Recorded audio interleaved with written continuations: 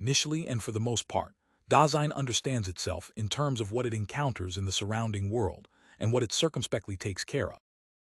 This understanding is no mere taking cognizance of itself, which simply accompanies all the modes of behavior of Dasein.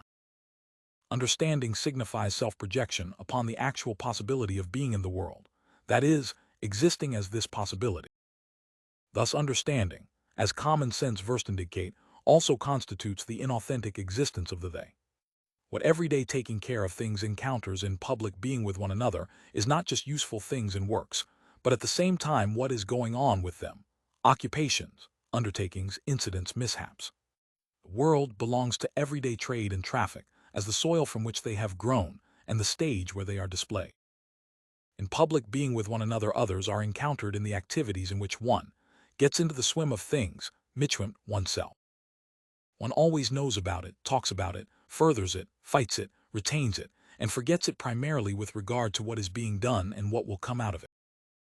We initially calculate the progress, arrest, adjustment, and output of individual Dasein in terms of the course, status, change, and availability of what is taken care of.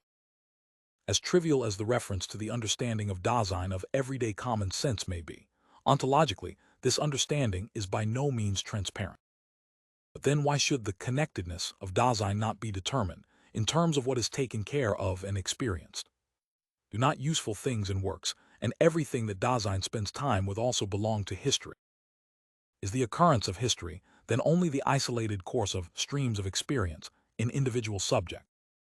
Indeed, history is neither the connectedness of movements in the alteration of objects, nor the free-floating succession of experiences of subject. Does that occurrence of history then pertain to the linking of subject and object? Even if one assigns the occurrence to the subject-object relationship, one must still ask about the kind of being of this linking as such if this linking is what basically occurred. The thesis of the historicity of Dasein does not say that the worldless subject is historical, but that what is historical is the being that exists as being in the world. The occurrence of history is the occurrence of being in the world. The historicity of Dasein is essentially the historicity of the world, which, on the basis of its ecstatic and horizontal temporality, belongs to the temporalizing of that temporality. Insofar as Dasein factically exists, it already encounters that which has been discovered within the world. With the existence of historical being in the world, things at hand and present have always already been drawn into the history of the world. Tools and works, for example books, have their fates, buildings and institutions have their history. And even nature is historical. It is precisely not historical to the extent that we speak about natural history. But nature is historical as a countryside, as areas that have been inhabited or exploited, as battlefields and cultic sites. These inner-worldly beings as such are historical, and their history does not signify something external that simply accompanies the inner history of the soul. We shall call these beings world historical. Here we must note that the expression world history that we have chosen, and that is here understood ontologically, has a double meaning. On the one hand, it signifies the occurrence of world in its essential existent unity with Dasein. But at the same time it means the inner-worldly occurrence of what is at hand and objectively present, since inner-worldly beings are always discovered with the factically existent world. The historical world is factically only as the world of inner-worldly beings. What occurs with tools and works as such has its own character of motion, and this character has been completely obscure up to now. For example, a ring that is presented and worn does not simply undergo a change of location in its being. The movement of occurrence in which something happens to it cannot be grasped at all in terms of motion as change of location. That is true of all world historical processes and events, and in a way even of natural catastrophe. Quite apart from the fact that we would necessarily go beyond the limits of our theme if we were to pursue the problem of the ontological structure of world historical occurrence, we cannot do this because the intention of this exposition is to lead us to the ontological enigma of the movement of occurrence in general. We only want to delimit that range of phenomena that we also necessarily have in mind ontologically when we speak about the historicity of Dasein. On the basis of the temporally founded transcendence of the world, what is world historical is always already, objectively, there in the occurrence of existing being in the world, without being grasped historiographically. And since factical Dasein is absorbed and entangled in what it takes care of, it initially understands its history as world history.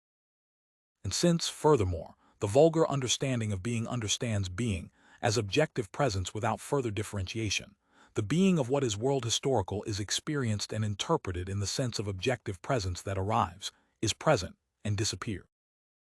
And finally, since the meaning of being in general is taken to be what is absolutely self-evident, the question of the kind of being of what is world historical and of the movement of occurrence in general is, after all, really only unfruitful and unnecessarily complicated verbal sophistry. Everyday Dasein is dispersed in the multiplicity of what happens daily. The opportunities and circumstances that taking care keeps tactically awaiting in advance result in fate. An authentically existing Dasein first calculates its history in terms of what it takes care of. In so doing, it is driven about by its affairs. If Dasein wants to come to itself, it must first pull itself together as Zusammenholen from the dispersion and the disconnectedness of what has just happened. And because of this, there at last arises from the horizon of the understanding of inauthentic historicity the question of how one is to establish Dasein's connectedness, in the sense of the experiences of the subject which are also present. The possibility that this horizon for the question should be the dominant one is grounded in irresoluteness that constitutes the essence of the inconstancy of the self. We have thus pointed out the origin of the question of Dasein's connectedness, in the sense of the unity with which experiences are linked together between birth and death. At the same time, the provenance of this question betrays its inappropriateness with regard to a primordial existential interpretation of the totality of occurrence of Dasein.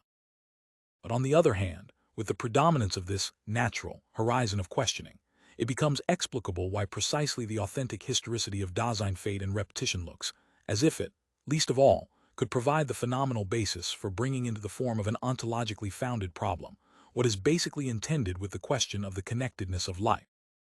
This question cannot ask, how does Dasein acquire such a unity of connection, Zusammenhang, so that it can subsequently link together the succession of experiences that has ensued and is still ensuing, rather.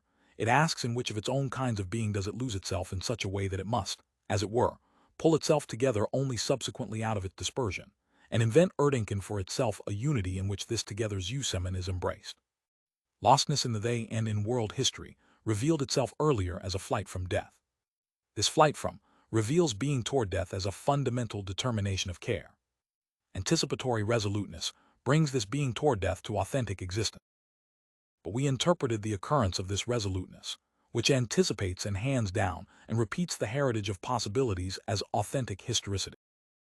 Does perhaps the primordial stretching along of the whole of existence, which is not lost and does not need a connection, lie in historicity?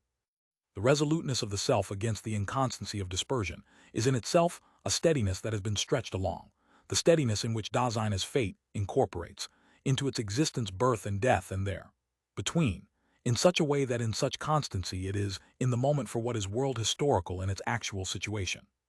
In the fateful repetition of possibilities that have been, Dasein brings itself back immediately, that is, temporally and ecstatically to what has already been before it. But then, when its heritage is thus handed down to itself, birth, in coming back from the insuperable possibility of death, is taken into existence, so that existence may accept the thrownness of its own there freer from illusion. Resoluteness constitutes the fidelity of existence to its own self. As resoluteness ready for anxiety, fidelity is at the same time a possible reverence for the sole authority that a free existence can have, for the possibilities of existence that can be repeated. Resoluteness would be misunderstood ontologically if one thought that it is real as experience, only as long as the act of resolution lasts. In resoluteness lies the existential constancy which, in keeping with its essence, has already anticipated Vorgenommen every possible moment arising from it. As fate, resoluteness is freedom to give up a definite resolution, as may be required in the situation. Thus the constancy of existence is not interrupted, but precisely confirmed in the moment. Constancy is not first formed either through or by moments adjoining each other, but rather the moments arise from the temporality, already stretched along, of that repetition which is futurally in the process of having been. On the other hand, in inauthentic historicity, the primordial stretching along of fate is concealed. With the inconstancy of the they self, Dasein makes present its today.